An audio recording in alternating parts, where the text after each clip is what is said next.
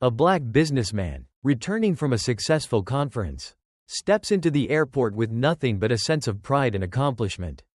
But within moments, his world is turned upside down. A wealthy passenger singles him out mid-flight, using prejudice and power to humiliate him in front of everyone. What happens next? Just 7 minutes later, shocks not only the passengers but the entire airline industry, setting off a chain of events no one could have predicted. Stay with me, this is a story you won't want to miss. Before we dive into the full story, let us know where you're tuning in from, and if this story resonates with you. Don't forget to share your thoughts in the comments below and subscribe for more impactful narratives. The airport was alive with its usual hum of activity, the clipped footsteps of travelers racing toward distant gates, the static-laden announcements echoing from unseen speakers, the murmur of families exchanging hurried goodbyes. Marcus Taylor, clutching his boarding pass in one hand and his carefully packed carry-on in the other, took a deep breath before stepping into the terminal. It was his first time flying, a milestone that should have filled him with excitement but instead felt fraught with unease. Marcus was no stranger to being in unfamiliar spaces, and he carried the quiet burden of always knowing how to tread carefully. He'd read every instruction on his ticket and memorized the gate number twice over. Yet his palms were still slick with sweat as he approached the check-in counter. The attendant, a young woman with a warm smile, greeted him. "Ticket and ID, please." Her tone was polite, professional, but Marcus caught the subtle flicker of hesitation as her eyes scanned his worn jacket and weathered shoes. It wasn't overt, just a faint shadow of judgment before her smile widened into something a little too practiced. He handed over his documents and watched her fingers move over the keyboard. "Everything looks good," she said, slipping the boarding pass across the counter. "Enjoy your flight." Marcus nodded, murmuring a soft thank you. But the exchange left him uneasy. He knew her tone wasn't rude, but it carried something else, a faint, unconscious distance. He shook it off, adjusting the strap of his bag as he made his way toward security. The security line was long, snaking through retractable barriers that gleamed under the harsh fluorescent lights. As Marcus reached the conveyor belt, he removed his belt and shoes, carefully placing his belongings into the gray plastic bins. The process was straightforward, but his movements were stiff with nerves. "Sir, step forward," a TSA officer called. Marcus walked through the metal detector, only to hear the sharp buzz of an alarm. He froze, his heart pounding. "Sir, step back and check your pockets," the officer said, his tone patient but firm. Marcus patted his pockets and realized he'd forgotten to remove his keys. Flustered, he quickly pulled them out and placed them in the bin, apologizing under his breath. The officer gave him a small nod, but the people in line behind him weren't as forgiving. He felt their stares pressing into his back, some tinged with irritation, others with quiet scrutiny. When he finally cleared security, Marcus exhaled deeply. It was a small mistake, but the weight of it lingered. He couldn't help but feel that, for someone like him, small mistakes were magnified. As he reached the gate, the tension in his chest began to ease. The sight of other passengers' families wrangling toddlers, business travelers hunched over laptops was oddly comforting. He found an empty seat near the boarding area and pulled out a book. But as he settled in, a voice from behind made him pause. "Isn't it something?" an older man said, loud enough for Marcus to hear. "They let just about anyone on these flights these days." Marcus stiffened, his grip tightening on the book. He didn't turn around, didn't respond. But the words lodged themselves firmly in his chest. It was a familiar kind of dismissal, one he'd grown adept at ignoring, though it never stopped stinging. The boarding process began, and Marcus waited for his group to be called. When he stepped onto the plane, the air felt different, cramped, sterile, heavy. The flight attendants smiled as he passed, their greetings polite but distant, their gazes flicking over him without lingering. Row 16. His seat. Marcus stowed his bag under the seat in front of him and sat down, relieved to have finally made it. Moments later, the man assigned to the window seat arrived, a tall, middle-aged man with sharp features and a tailored suit. Marcus stood to let him in, offering a polite smile. The man, Richard Hayes, didn't return the gesture. Instead, he slid into his seat with a curt nod, his body angled slightly away from Marcus as if the very act of proximity was offensive. Marcus pretended not to notice. But the air between them felt charged.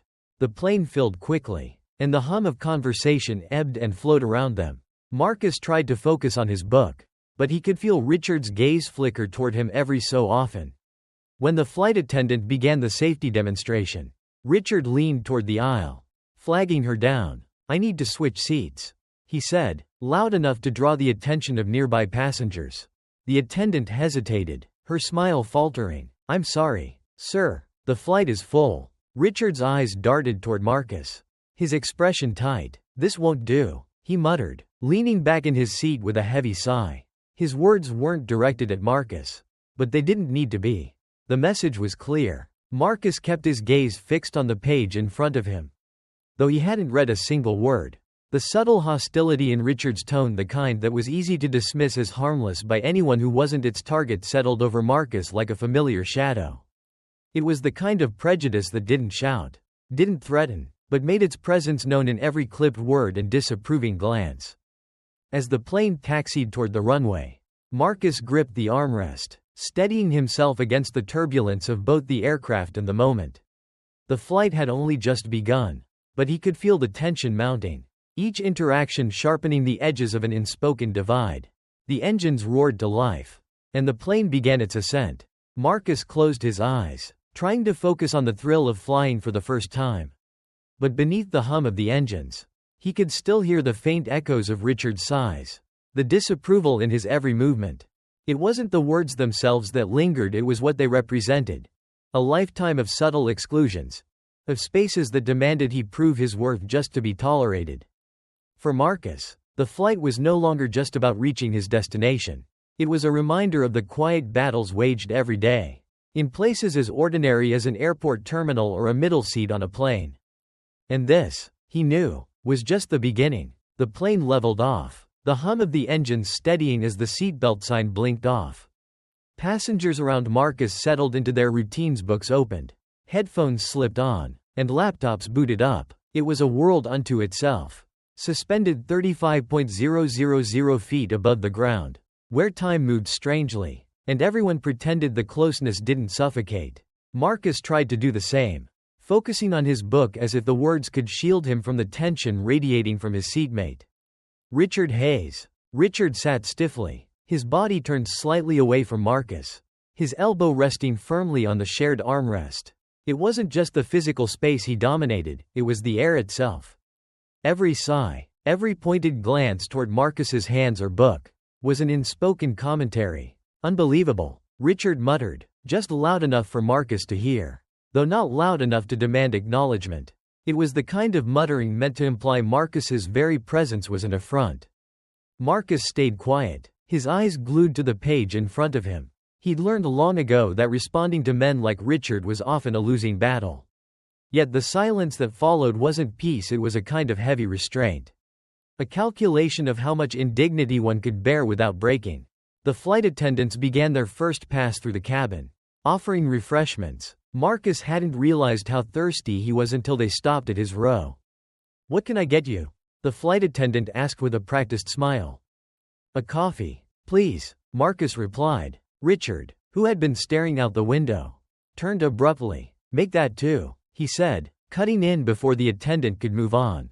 His voice carried an edge, as though Marcus had inconvenienced him simply by ordering first. When the attendant returned with the drinks, Marcus reached for his cup, careful not to disturb the precariously small space they shared. But just as his fingers brushed the handle, Richard shifted deliberately, his elbow knocking into Marcus's hand. The coffee cup wobbled precariously before spilling, its contents splashing onto Marcus's jeans. The burn was immediate. Marcus flinched, biting back a sharp gasp as he grabbed a napkin to dab at the hot liquid. His heart pounded not just from the sting of the coffee, but from the humiliation of the moment. The eyes of nearby passengers suddenly on him. "Oh, for heaven's sake," Richard said, his voice dripping with disdain. "You really should be more careful." Marcus froze, his hand still pressed against the damp fabric of his jeans. He turned slowly to face Richard, who met his gaze with a smirk that teetered on the edge of open mockery. It wasn't just the spill, it was the casual dismissal. The way Richard had managed to twist his own carelessness into Marcus's fault. The flight attendant returned, Concern etched across her face.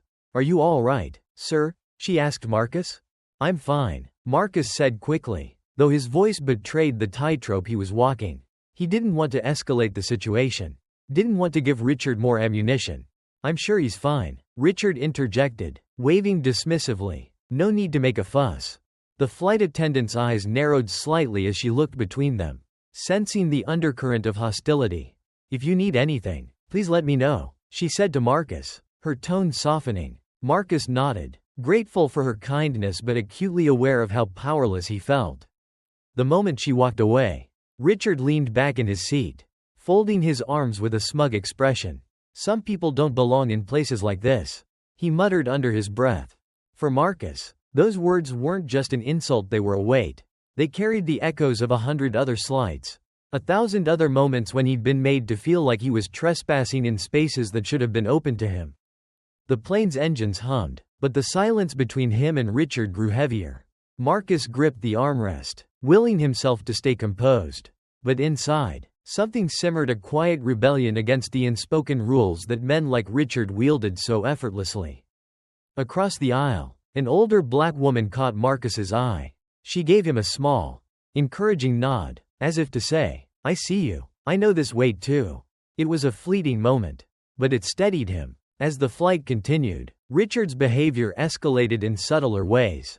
He sighed audibly whenever Marcus adjusted in his seat, muttered snide comments about standards going downhill, and leaned into the armrest so firmly that Marcus had to pull his arm back entirely. It was a masterclass in microaggressions, those quiet, calculated jabs that leave no visible mark but cut deeply nonetheless.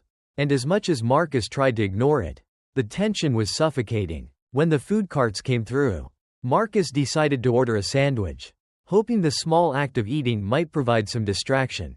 As he unwrapped it, he accidentally brushed Richard's arm while reaching for his tray table.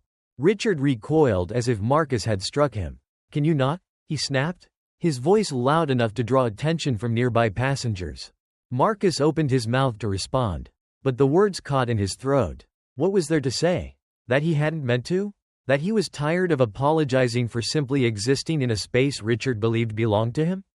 The flight attendant reappeared, her expression stern. "Is there an issue here?" she asked, her tone leaving no room for deflection.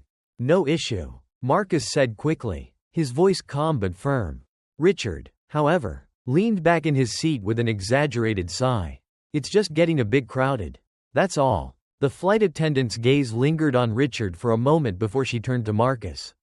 "If you need anything, don't hesitate to ask," she said pointedly. It was a small gesture, but it reminded Marcus that he wasn't entirely alone. As the cabin lights dimmed for the overnight portion of the flight, Marcus closed his eyes, hoping for some semblance of peace. But Richard's words replayed in his mind, each one cutting deeper than the last. Some people don't belong here. It wasn't just about the seat. It was about the unspoken boundaries that still divided so much of the world below them, boundaries that men like Richard guarded zealously. Even 35,000 feet in the air, Marcus clenched his jaw, a quiet resolve building within him. He hadn't chosen this fight, but he wouldn't shrink from it either. And though the plane's engines roared steadily, the tension between Marcus and Richard was a storm waiting to break. The cabin lights dimmed, signaling the transition into the flight's quiet hours. Outside, the sky was an endless expanse of darkness. Stars scattered faintly across the horizon. But inside the plane, Marcus Taylor could feel the storm brewing, not in the air around him, but in the tension that stretched between him and Richard Hayes. Richard sat stiffly, his shoulders squared as if to mark his territory. His every movement felt deliberate, the way he adjusted his jacket, the exaggerated sighs when Marcus shifted in his seat, the sharp glances that flicked in Marcus's direction like tiny knives. For Marcus, it was a performance he knew well. Men like Richard didn't need to shout or confront outright. They could erode dignity with silence and disdain. Their prejudice wrapped in the veneer of civility. Marcus stared straight ahead, pretending to focus on the in-flight screen. A nature documentary played soundlessly. Images of serene landscapes and wild animals meant to calm the viewer. But Marcus felt anything but calm. His chest tightened as Richard muttered something under his breath, inaudible, but unmistakably directed at him. The flight attendants moved quietly through the aisles, offering water and blankets to passengers trying to sleep. One of them paused at Marcus's row, her gaze darting between him and Richard. She asked if everything was all right, her tone professional but kind. Marcus nodded, though his clenched jaw betrayed his unease. "I'm fine," he said, his voice steady but low. Richard didn't even look up. "We're fine," he added dismissively, his tone making it clear that he spoke for both of them. As if Marcus's voice didn't count. The attendant hesitated, her eyes lingering on Marcus. She offered a small smile before moving on. And for a moment, Marcus felt a flicker of gratitude. But as soon as she walked away, Richard leaned back in his seat, his voice dripping with mockery. "Can't believe you need special attention," he said, just loud enough for Marcus to hear. "Guess they're making exceptions for everyone these days." Marcus gripped the armrest, the plastic cool beneath his fingers. He knew better than to respond. Men like Richard thrived on provocation, on creating a scene they could twist to their advantage. But the anger simmering inside Marcus was harder to ignore now. Each comment, each glance, chipped away at his restraint, until silence felt less like dignity and more like surrender. The minutes dragged on, the hum of the engines a steady backdrop to the turmoil inside Marcus's mind. He thought about the indignities he'd endured before this flight, the cashier who had handed him change without meeting his eyes, the coworker who had asked if he got into college, on a scholarship, the strangers who clutched their bags tighter when he walked by. Each moment was small, almost imperceptible on its own, but together they formed a mosaic of exclusion, a reminder that he was always being measured against an invisible standard. Richard shifted in his seat, bumping Marcus's arm on the shared armrest. "Do you mind?" Richard snapped, though it was he who had encroached on Marcus's space. Marcus turned to him, his patience fraying. "I wasn't doing anything," he said evenly. Richard's eyes narrowed, his lips curling into a smirk. "Typical," he said, always playing the victim. The words hit Marcus like a slap. He inhaled sharply, his fists tightening in his lap. For a moment, he thought about standing up, about demanding that Richard explain himself, that he justify every word and action that had turned this flight into a gauntlet. But Marcus knew how that would look, a black man raising his voice, disrupting the peace, fulfilling the very stereotype Richard already believed. And so he stayed seated, swallowing his anger like a bitter pill. As the flight progressed, the cabin grew quieter. Passengers drifted off to sleep, their faces illuminated by the faint glow of screens. But Marcus couldn't rest. Every time he closed his eyes, he felt Richard's presence beside him, a heavy, oppressive force that refused to let him be. He thought about the woman across the aisle who had nodded at him earlier. She had seen what was happening, but she hadn't said anything since. Marcus couldn't blame her. Speaking up came with risks, and silence was often the safer choice. But it also left him feeling more isolated, as if he were fighting a battle no one else cared to notice. Halfway through the flight, Richard stood abruptly, brushing past Marcus without so much as an "excuse me." He walked down the aisle toward the restroom, his steps confident, almost triumphant. Marcus watched him go, his mind racing with thoughts he couldn't articulate. He wanted to believe this would be the end of it, that Richard would come back, sit down, and leave him alone for the remainder of the flight. But when Richard returned, he carried with him a fresh dose of entitlement. Sliding back into his seat, he looked at Marcus with a thin, satisfied smile. "You should be grateful, you know," Richard said, his voice low but sharp. "People like me make it possible for people like you to be here." Marcus's head snapped toward him, disbelief and fury flashing across his face. "Excuse me?" he said, his voice quiet but firm. Richard chuckled, leaning back in his seat. "Oh, don't get offended. It's just the truth. You wouldn't have a seat on this plane if it weren't for people like me building the system." The words hung in the air like smoke, choking the space between them. Marcus felt his heart pound, his vision narrowing as the weight of Richard's arrogance settled over him. He thought about all the systems Richard claimed to have built, systems that had excluded, exploited, and diminished people like Marcus for generations. Systems that allowed men like Richard to feel superior, even when they had done nothing to earn it. But Marcus also thought about his own strength, the resilience that had carried him through a lifetime of battles, both small and large. He wasn't here because of Richard or anyone like him. He was here because he had fought for his place in the world. because he refused to let anyone tell him where he did or didn't belong.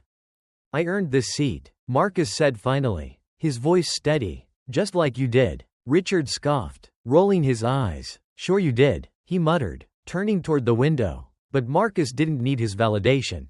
For the first time since the flight began, he felt a small spark of defiance, a reminder that he didn't have to prove his worth to anyone. The plane hummed steadily through the night. But for Marcus, the battle wasn't over. It never was. Yet as he sat there, his gaze fixed on the horizon beyond the window, he felt something shift within him, a quiet determination to keep fighting. No matter how many storms he had to weather. The flight was halfway through its journey, and the cabin lights dimmed further as passengers settled into a muted hum of restlessness. Marcus Taylor stared out of the window, his reflection faintly visible against the backdrop of stars. He hadn't said a word since his brief exchange with Richard Hayes, though the man's entitled sneer and patronizing words echoed in his mind. Marcus was tired not just from the physical discomfort of the flight, but from the emotional toll of enduring the kind of disdain that didn't need to be shouted to wound deeply. Richard sat beside him, tapping his fingers idly against the armrest. He had settled into his role as the aggrieved party, radiating a smug confidence that made Marcus's skin crawl.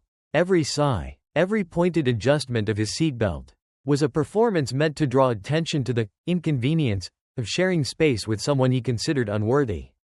It wasn't just hostility, it was the quiet insistence that Marcus didn't belong. That his presence here was a violation of an unspoken code. The flight attendants began another pass through the cabin, their smiles still intact but tinged with fatigue. One of them stopped at Marcus's row, offering water. "Can I get you anything else?" she asked, her tone warm, almost conspiratorial, as if she could see the tension and wanted to create a bubble of safety around him. "I'm fine, thank you," Marcus said, his voice quieter than he intended. He wasn't fine, but he also didn't want to draw more attention to himself. Richard, however, took the moment as an opportunity. "Another water for me," he said, his tone exaggeratedly polite but loud enough to draw glances from nearby passengers. Then, as the attendant turned to fetch the bottle, Richard leaned slightly toward Marcus, lowering his voice. "It's funny," he said, a smirk tugging at the corner of his mouth, "how some people always act like they're being mistreated, even when they get more attention than anyone else." Marcus's jaw tightened. He turned his head slowly, meeting Richard's gaze. "What are you trying to say?" he asked, his voice steady but edged with steel. Richard shrugged, the smirk never leaving his face. "Just an observation," he said. "Don't take it personally." Marcus wanted to respond, to dismantle the thinly veiled accusation for what it was. But he knew better than to take the bait outright. Men like Richard thrived on the spectacle, on painting themselves as victims the moment their privilege was questioned. Marcus had seen it before in meetings, in classrooms, in everyday interactions where microaggressions were disguised as harmless comments. Responding too forcefully would only serve Richard's narrative. And yet silence felt like complicity. The flight attendant returned with Richard's water, her expression neutral but her movements brisk. Marcus caught her eye briefly, and in that moment, he felt a flicker of understanding pass between them, a silent acknowledgement that the tension in this row was palpable. The hours dragged on, and the cabin settled into an uneasy rhythm. Marcus tried to focus on his book, but the words blurred as his mind replayed the events of the flight. He thought about how easily Richard had weaponized his discomfort, turning it into a justification for his prejudice. It wasn't the overt, blatant racism of fire hoses and segregated counters, it was the insidious kind. The kind that slipped under the radar and left its victims questioning themselves. But Marcus didn't need to question what he was feeling. Richard's behavior wasn't subtle, it was calculated, designed to humiliate without crossing a line that others might recognize. And the worst part was how familiar it felt. As the plane hit a pocket of turbulence, Marcus gripped the armrest, his body tensing instinctively. Beside him, Richard rolled his eyes. "Nervous flyer?" he asked, his tone dripping with condescension. "No," Marcus replied curtly. Richard chuckled. "Good," he said. "You know, this is a privilege most people don't get to experience. Flying, traveling the world, it's something you have to earn." Marcus turned to him, his patience fraying. "And you think I haven't earned it?" Richard shrugged, feigning innocence. "I'm not saying anything," he said, But it's clear some people take things for granted. The words hit like a slap. And Marcus felt his pulse quicken. He thought about the countless hours he'd worked. The sacrifices he'd made to get here, not just onto this plane, but to this point in his life. And yet, here was Richard, reducing him to a stereotype with a casualness that made Marcus's blood boil. "You don't know anything about me," Marcus said, his voice low but firm. "And yet you've decided that I don't deserve to be here. Why is that?" Richard stiffened, clearly not expecting Marcus to call him out so directly. "I didn't say that," he said quickly, his tone defensive. "You didn't have to," Marcus replied. "It's written all over your face." The exchange caught the attention of nearby passengers, who began glancing over. Their curiosity piqued. Richard shifted uncomfortably, realizing he was losing control of the situation. He muttered something under his breath and turned toward the window, effectively ending the conversation. But the damage was done. Marcus felt the weight of the moment pressing down on him. The frustration of having to defend his right to simply exist in a space he had every right to occupy. He closed his book and leaned back in his seat, staring up at the ceiling of the cabin. Across the aisle, the older black woman who had nodded at Marcus earlier was watching him. She leaned forward slightly, her voice soft but clear. "You handled that well," she said, her tone carrying the quiet strength of someone who had lived through similar battles. Marcus looked at her, surprised by the kindness in her eyes. "Thank you," he said, his voice barely above a whisper. She nodded, a small smile playing on her lips. "It's not about him," she said. "It's about you. Don't let his ignorance steal your peace." The words settled over Marcus like a bomb, soothing the raw edges of his anger. He nodded back, grateful for the connection, however brief. As the flight continued, the tension between Marcus and Richard didn't dissipate, but it shifted. Richard grew quieter, perhaps sensing that his antics were no longer going unnoticed. Marcus, meanwhile, felt a renewed sense of resolve. He hadn't chosen this confrontation, but he wouldn't let it define him. The plane hummed steadily through the night, and though the storm between them had yet to break, Marcus knew one thing for certain: he wouldn't let Richard's prejudice dictate the terms of his journey. The hours on the plane stretched into a quiet unease, a fragile balance between tension and silence. Marcus Taylor sat with his back straight, his hands resting on his knees as though bracing himself for what he knew would come next. It always came next. Racism was never content to simmer, it sought a climax, a moment to bare its teeth. Richard Hayes had been unnervingly quiet since their last exchange, but his presence loomed large. Marcus could feel the weight of his gaze, the condescension in his every shift and sigh. It wasn't just the words Richard had said, it was the silent assertion behind them. The idea that Marcus's very presence was an intrusion, a challenge to the natural order Richard had built his life around. The flight attendants moved down the aisle once more, this time offering snacks. Marcus declined, not trusting his hands to remain steady. He was wound too tightly, every nerve on edge. Across the aisle, the older black woman who had encouraged him earlier caught his eye again. Her gaze was steady, her expression knowing. It was a look Marcus recognized, one that said, "I've been where you are. Stay steady, stay strong." Her unspoken support grounded him, if only for a moment. But then Richard leaned forward, calling over the flight attendant. "Excuse me," he said, his tone loud and clipped, meant to carry beyond their row. "Can you tell me why this plane feels so overcrowded? It's like a subway car in here." The flight attendant blinked, her professional smile flickering. "I'm sorry if you're uncomfortable, sir," she said, "but we're at capacity today." Richard nodded, his lips curling into a thin smile.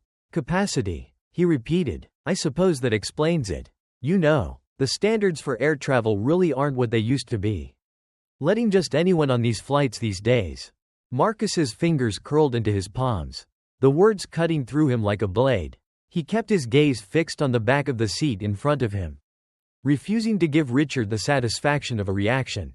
The flight attendant's smile stiffened, her discomfort evident. "I'm sorry you feel that way, sir," she said before moving quickly to the next row. Richard turned to Marcus then, his smirk widening. "No offense," he said, though his tone betrayed the opposite. "It's just a fact. These planes used to be for business people, professionals. Now it's something else entirely." Marcus turned his head slowly, his expression calm but his eyes blazing. "You don't know a thing about me," he said, his voice low and measured. Richard raised an eyebrow, leaning back in his seat with mock nonchalance. I don't need to, he replied. It's obvious. The words were like a slap. But Marcus didn't flinch. He had learned long ago that men like Richard thrived on the discomfort they caused. That their power came from the silence they enforced. But this time, the silence wasn't just his to hold. Around them, passengers were beginning to notice. A man across the aisle frowned, his brows knitting together in disapproval. A young woman a row ahead turned her head slightly, her eyes darting between Marcus and Richard. The tension boiled over when Richard made his next move. Reaching into his jacket pocket, he pulled out his phone and began scrolling. You know, he said loudly, I should probably write to the airline about this. It's ridiculous how standards have slipped. Can't have people just buying their way into spaces they don't belong. That was it. Marcus's composure cracked, his voice cutting through the cabin like a whip. Spaces they don't belong? He repeated, his tone sharp and unyielding. Who decides that? You? The passengers around them turned fully now, their attention fixed on the confrontation. Richard blinked, clearly caught off guard by Marcus's sudden defiance. I didn't mean anything by it, he said, though his smirk had vanished.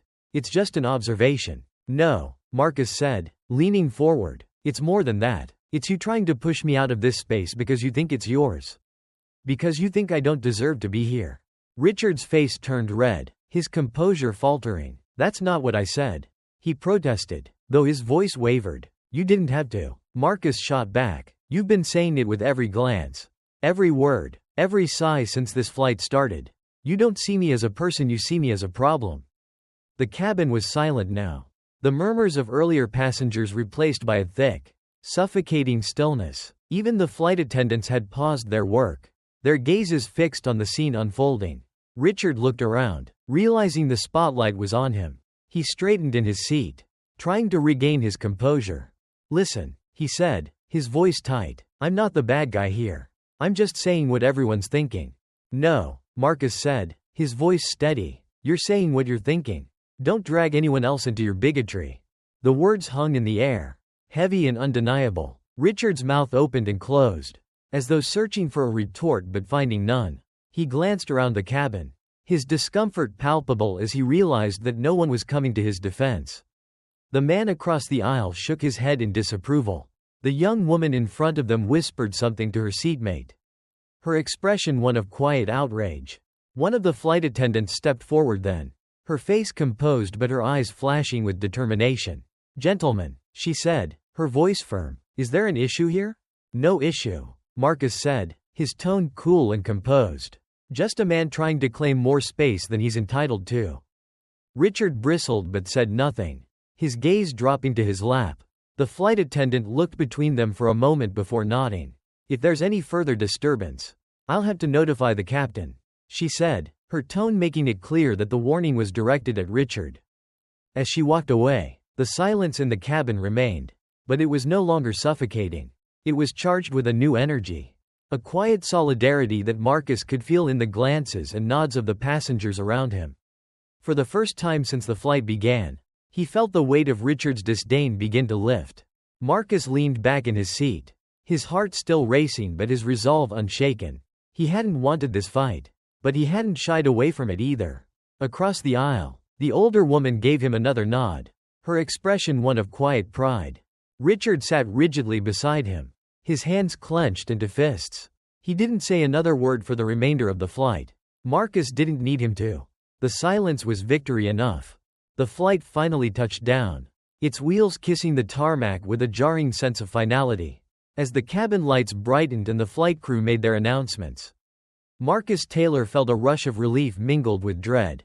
He'd endured the silent war with Richard Hayes for hours. A battle waged with words, glares, and the weight of unspoken disdain. But he knew the fight wasn't over. It rarely was. Racism had a way of spilling over, refusing to stay confined to a single moment. Passengers began unbuckling their seat belts and retrieving their belongings from the overhead compartments. The hum of idle chatter filled the cabin, but Marcus stayed seated, watching as Richard stood abruptly, his motions sharp and full of purpose. Marcus could sense that Richard wasn't done, that his entitled rage had only been simmering, waiting for a larger audience. As the passengers filed out, Marcus moved deliberately, waiting until the aisle cleared before standing to retrieve his bag. He took his time, letting the tension in his shoulders ease as much as it could. When he finally stepped off the plane and into the bustling terminal, he spotted Richard up ahead, his tall frame cutting through the crowd with practiced ease. Richard was talking to someone, a man in a crisp suit who nodded along with his animated gestures. Marcus tightened his grip on his bag and headed toward baggage claim, hoping to avoid any further confrontation. But fate, or something crueler, had other plans. As he waited for his luggage, Richard's voice carried over the din of the terminal, loud and unmistakable. "There he is," Richard said, his tone dripping with disdain. He was pointing directly at Marcus, drawing the attention of the businessman and several others nearby. The man who decided to turn a simple flight into a spectacle.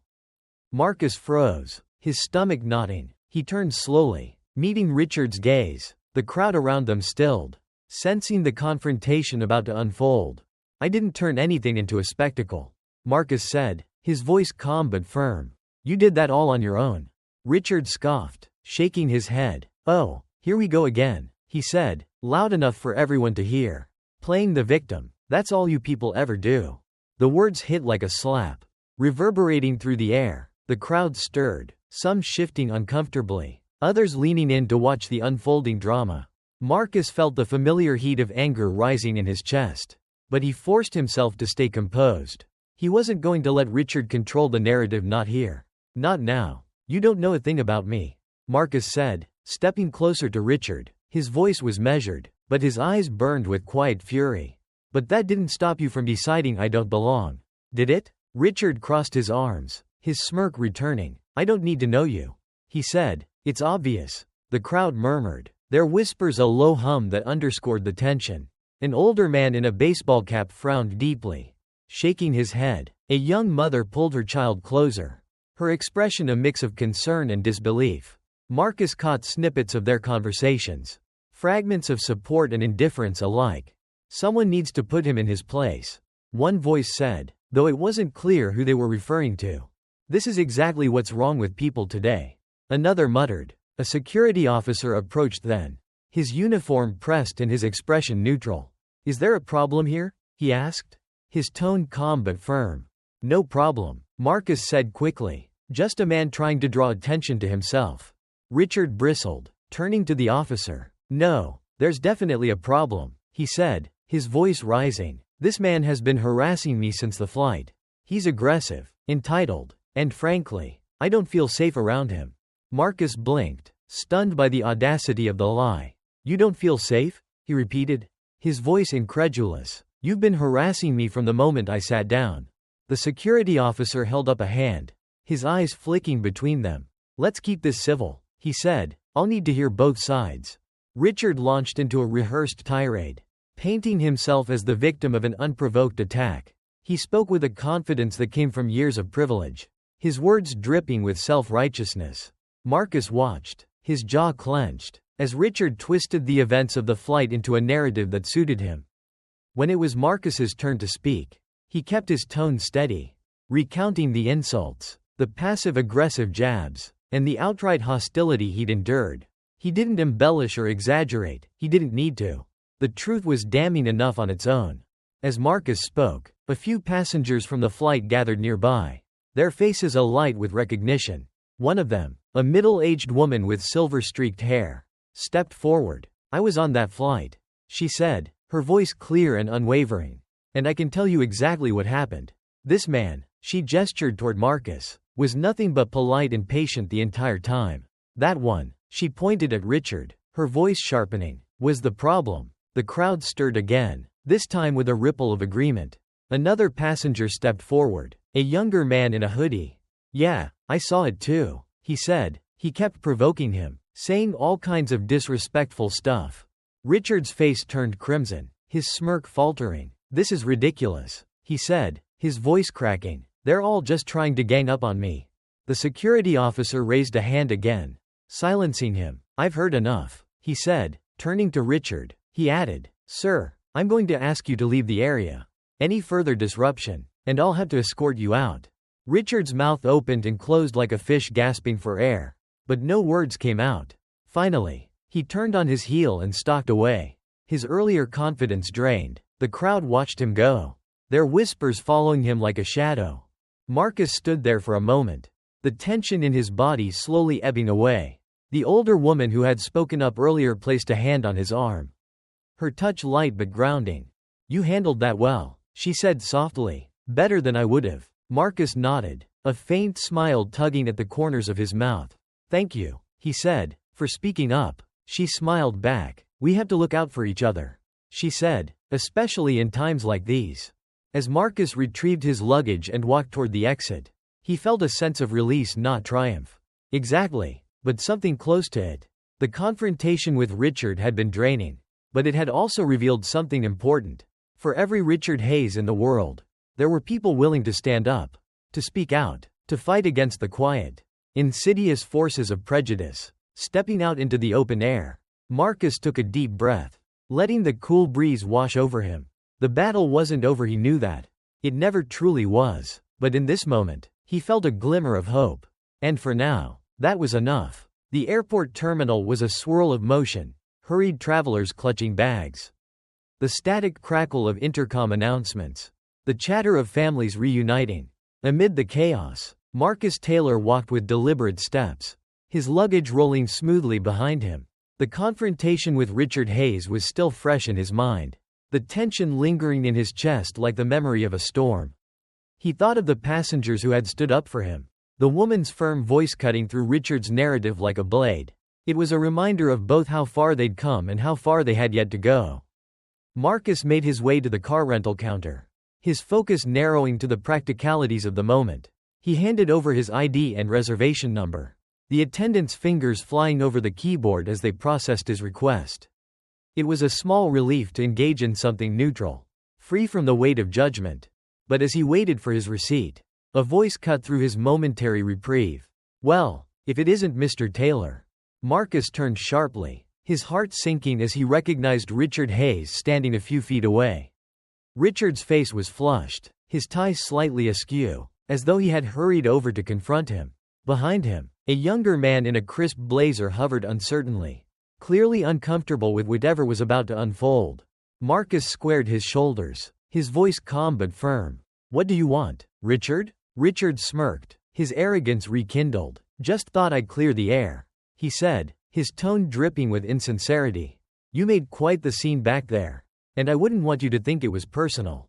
"Wasn't it?" Marcus asked, his gaze steady. Richard chuckled, the sound low and hollow. "I'm a businessman," he said, spreading his hands. "I don't have time for grudges. But you seem to enjoy playing the victim. Always so ready to twist things into some kind of sob story." The words hit Marcus like a slap. But he didn't flinch. He took a step closer, his voice steady but edged with steel. "You're the one who made it personal, Richard. You're the one who couldn't stand the idea of sharing space with someone who didn't fit into your idea of belonging. Don't act like this is about me when it's always been about you."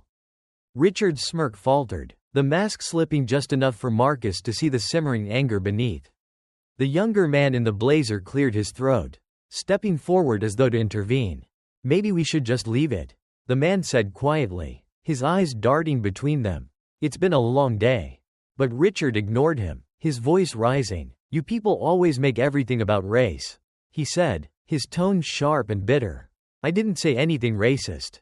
You just assumed." Marcus felt his breath catch, the weight of Richard's words pressing down on him. He thought about the countless times he'd heard those same justifications, the endless denials that racism could exist unless it was shouted in slurs. He thought about the passengers who had seen the truth, who had refused to let Richard's narrative stand unchallenged. "You didn't have to say it," Marcus said, his voice calm but cutting. "It's in the way you look at me, the way you talk to me, the way you think you're entitled to decide who belongs and who doesn't. That's the problem, Richard. You don't even see it. You think your prejudice is invisible because it's wrapped up in politeness and excuses. But it's there, and everyone saw it." The terminal seemed to grow quieter, the hum of activity fading into the background as Marcus's words hung in the air. Richard stared at him, his face a mask of barely controlled anger. For a moment, it seemed like he might respond. But then he turned sharply on his heel and walked away. his footsteps echoing against the polished floor. The younger man hesitated, his gaze lingering on Marcus. "I'm sorry," he said quietly. "He's not always like this." Marcus studied him for a moment, his expression softening slightly. "Maybe he isn't," he said, "but someone has to tell him when he's wrong." The man nodded, his shoulders slumping slightly as he hurried after Richard. Marcus watched them go, the tension in his chest beginning to ease. It wasn't a victory. Not really. But it was something. As Marcus retrieved his car and headed toward the city, he replayed the events of the day in his mind. The confrontation with Richard wasn't just about a man who couldn't see his own prejudice, it was about the larger story of how racism thrived in the quiet spaces. In the unspoken rules and unexamined biases that shaped their world. It was a story Marcus knew all too well, one he had lived over and over again. But it was also a story of resistance, of voices that refused to be silenced. The passengers who had stood up for him, the older woman's quiet strength, the flight attendant's professionalism, they were reminders that change was possible, even if it came slowly. As the city skyline came into view, Marcus felt a flicker of hope amid the exhaustion. He wasn't naive enough to think that Richard would change overnight, but he also knew that every confrontation, every truth spoken aloud, was a step forward. The battle wasn't just his, it was part of a larger fight. One that stretched across generations. For now, that was enough. Marcus tightened his grip on the steering wheel and drove on, his resolve as steady as the road ahead. Marcus Taylor stood before the mirrored glass of the downtown office building. The city reflected behind him in fragmented panes. His hands were steady, but his chest felt tight with the weight of what was about to unfold. Inside, seated at a conference table, was Richard Hayes, alongside a panel of senior executives. It was the kind of meeting Marcus had dreamed of, being part of a chance to influence the future, to make his voice matter. But today, the dream felt tainted, shadowed by the events that had brought him here. He tightened his tie and stepped into the lobby, the polished floors gleaming under the bright lights. A receptionist greeted him with a practiced smile and led him to the conference room. As the door opened, all eyes turned to him. Marcus met each gaze steadily, his confidence tempered by experience. Richard Hayes was seated at the far end of the table, his demeanor subdued, his usual arrogance noticeably absent. Marcus could tell that the events of the airport and the confrontation in the terminal had left their mark. There was no smirk today, no condescension, but Marcus wasn't here for Richard's personal reckoning, he was here for something larger. The head of the panel, a woman with sharp eyes and a no-nonsense demeanor, gestured for Marcus to take a seat. "Thank you for joining us, Mr. Taylor," she said, her tone brisk but respectful. "We've reviewed your resume, and we're impressed with your experience. But before we move forward, we wanted to address the incident at the airport." Marcus nodded, his expression calm. He had expected this. "I'm happy to discuss it," he said, "because it's not just about what happened, it's about what it represents." The room fell silent, the weight of his words settling over the table. Marcus began to recount the events, sparing no detail. He spoke of the tension on the flight, the confrontation at baggage claim, and the way Richard's actions reflected a broader problem, one that extended far beyond the two of them. As he spoke, he watched the reactions around the table. Some nodded in understanding. Others shifted uncomfortably in their seats. And Richard, for once, remained silent. "I'm not here to play the victim," Marcus said, his voice steady but firm. "I'm here to talk about accountability. About the systems that allow this kind of behavior to thrive. It's not just about one man's prejudice, it's about the way that prejudice is normalized, excused, and perpetuated." The head of the panel leaned forward, her brow furrowed. "And what do you think needs to change?" she asked, her tone serious. Marcus took a deep breath. "It starts with acknowledging the problem," he said, "not just in moments like this, when the spotlight is on, but in the quiet, everyday decisions that shape our workplaces, our communities, our lives. It's about creating spaces where people are judged by their character and their contributions, not by the color of their skin." He paused, letting his words sink in. "And that means holding people accountable, not just the obvious offenders, but the bystanders, the enablers, the ones who stay silent when they should speak up." For a moment, the room was silent. Then the head of the panel nodded slowly. "You're right," she said, "and it's something we've failed to address as a company. We need to do better." She turned to Richard, her gaze sharp. "Mr. Hayes, you've been with this company for a long time. Do you have anything to say?" Richard hesitated, his hands folded tightly in front of him. When he finally spoke, his voice was quieter than Marcus had ever heard it. "I was wrong," he said, "not just on the flight, but in how I've carried myself for years. I've let my assumptions and biases shape how I treat people, and I know that's not acceptable." He looked at Marcus then, his expression earnest. "I owe you an apology, not just for what I said, but for what I represented. I'm sorry." Marcus studied him for a moment, weighing the sincerity of his words. Then he nodded. "Apology accepted," he said, "but words aren't enough. It's what you do next that matters." Richard nodded, his jaw tight, as though swallowing a bitter pill. "You're right," he said, "and I intend to do better." The meeting ended with a promise.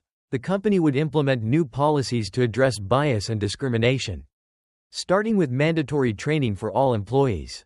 Marcus was offered a position on the Diversity and Inclusion Committee, a chance to shape the very changes he had called for. He accepted, not out of obligation, but out of hope, a hope that this could be the start of something real. As he left the building, the weight in his chest began to lift. The confrontation with Richard had been painful, but it had also been a catalyst, a spark that forced everyone involved to confront the uncomfortable truths they had long ignored. Later that evening, Marcus sat on the balcony of his apartment, the city lights stretching out before him. He thought about the journey that had brought him here, the countless moments of subtle and overt racism he had endured, and the people who had stood with him when it mattered most. He thought about the older woman on the plane, her steady gaze and quiet strength. He thought about the passengers who had spoken up, the flight attendant who had refused to let prejudice dictate her actions. And he thought about Richard, a man who had been so steeped in his own privilege that it had taken a public reckoning to make him see the truth. Marcus didn't know if Richard would truly change, but he hoped he would. Because change, Marcus knew, wasn't just about policies and training sessions, it was about people choosing to be better. One decision at a time. As the cool night air brushed against his face, Marcus felt a quiet sense of resolve. The fight against racism wasn't a battle with a single endpoint, it was a lifelong struggle. A journey marked by both setbacks and victories. But in this moment, he allowed himself a small measure of peace. Because even in the face of prejudice, Marcus had held his ground. He had spoken his truth. And in doing so, he had sparked a conversation that might just lead to something better. For now, that was enough. If you found this story powerful, make sure to hit that like button, share your thoughts in the comments below, and don't forget to subscribe to the channel for more videos like this. Your support helps us bring more important stories to light.